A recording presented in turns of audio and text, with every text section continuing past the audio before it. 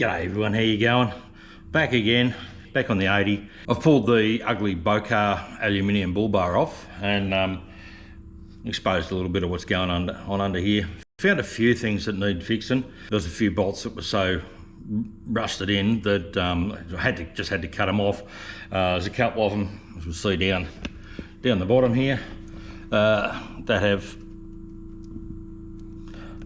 actually pulled the captive nuts out from the chassis, so you have to get in there, clean that up, weld new nuts in there so I can bolt a new bull bar on there, or actually bolt the what will be the new winch mount, which will go in the front here. Yeah, haven't even started building that yet, so I don't know what I'm going to do there yet. Yeah, so this headlight here, that's taken a stone right there, and as you can see, it's got water in it. All the chrome's come off the inside of the reflector, so I don't know whether I can actually clean that up, repair it, just put a new glass on, or whether I've got to replace the whole thing. I don't know about what I've got to do there yet. Haven't investigated that far.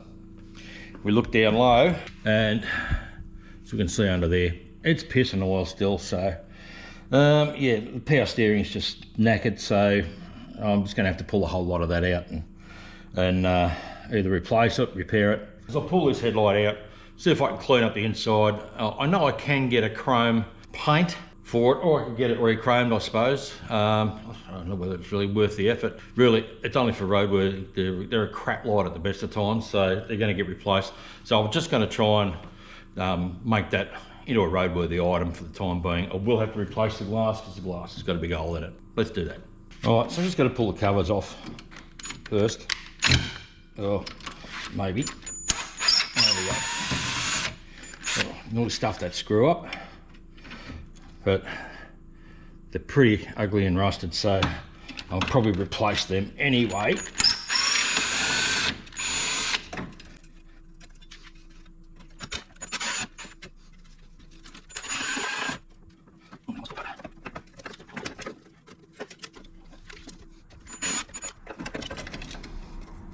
But I can just unplug the lamp, maybe.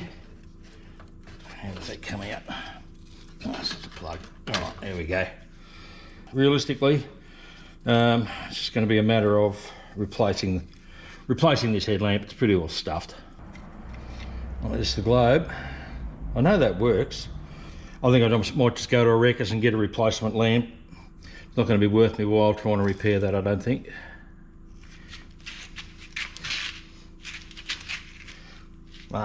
Not space. That old friggin' shed, I've still got no space. Boys from Aussie Arvo sent me a sticker. Yay! Thanks, guys. So, yeah, got that in the mail the other day, and I'll put that up somewhere. Don't know where I'm going to put it yet, but I will stick it up. If you haven't seen these guys, Aussie Arvos, young blokes, 80 series build. He's a lot further down the track than I am with his build on his 80 series than I am. Go check him out. I'll stick a link in the bottom. You can see it under here, there's a considerable oil leak happening around the passenger side knuckle, left hand side, so I'm going to have to do the seals in that. I'm going to have to do the knuckle, so it's a pretty large job. What's we got on the other side, I don't know, I haven't looked yet. It's some light. Oh, yeah, that's just as bad, so yeah, seals are leaking on that. Hub doesn't look brilliant, to be honest. So if I was going to do one side, I'd do the other side anyway. I'd do both sides, but yeah, that definitely needs doing on both sides. We've got another bit of an oil leak showing. It's dripping from up above there on the driver's side. I'm not sure where that's coming from. Around the front of the car, let's get some better light on that. Yeah, so there's a fair bit of oil around the front of the car. Under the cross member there. So I'm not happy with that. There's a shitload of oil on the drag link. It's not coming from the drag link, it's coming from somewhere above it, but just where it's coming from above it, I'm not sure. We look up here a bit further, passenger side. Yeah, there's a fair bit of oil hanging around the bottom of that power steering pump there, which I'll try and point to somehow in the video, in the editing. So that pump's got to come out.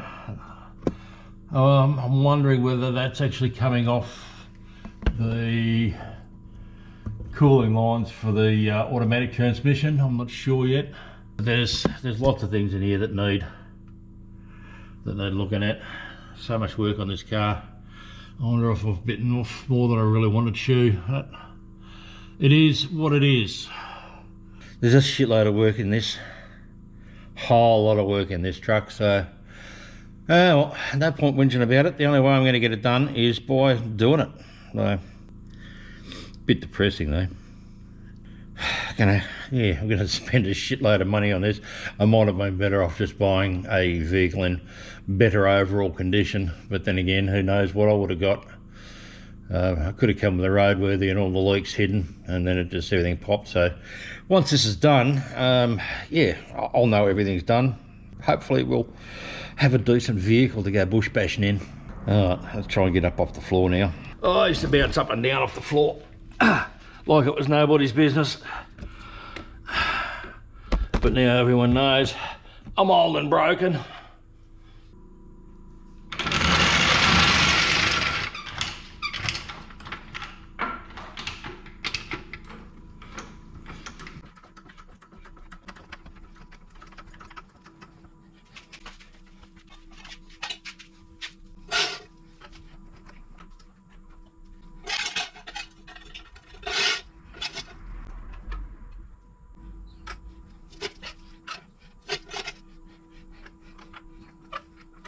Alright, so I'm going to leave the jack there as well because I don't really trust these stands.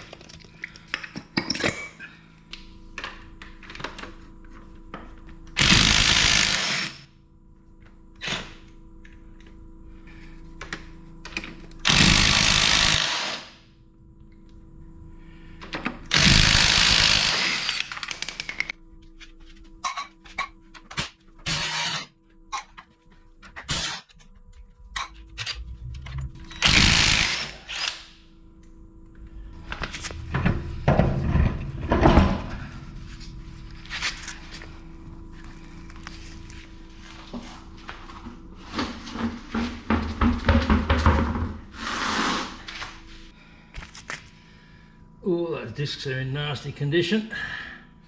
They're fucked. Oh. So I just looked up the minimum thickness on these for these discs, and it is 30 mil. Let's see where they're at now. Maybe they'll be able to be machined, maybe they won't. Front part of the disc is pretty shot. Oh, we're already under. 30 mil is the minimum. No, well that's already under. No, that's definitely under. This disc is absolutely stuffed. I don't think that's going to cut the mustard somehow. I don't know if you can reface these, build them up. I don't know whether it's worth the effort. That is what I'd call fucked. Okay, so I'm going to have to replace these front discs. That's going to be expensive. It's a pity too, there's heaps of meat left on these pads. Someone's just chucked the pads in after they run them down to nothing. Oh, I know if I put these pads in on a new disc, that's just going to stuff the new disc. So I'm going to have to replace pads as well. I think they're probably about 80 bucks a set. Discs, I don't know, I'll have to have a look at. Yeah, this is doing my head in a little bit. There's so much work that this thing needs doing. I think every bush is going to need to be replaced. We see the tie rod ends just by looking at them are stuffed. You got any suggestions? drop a comment. Well, my head's sort of really quite done in at the moment.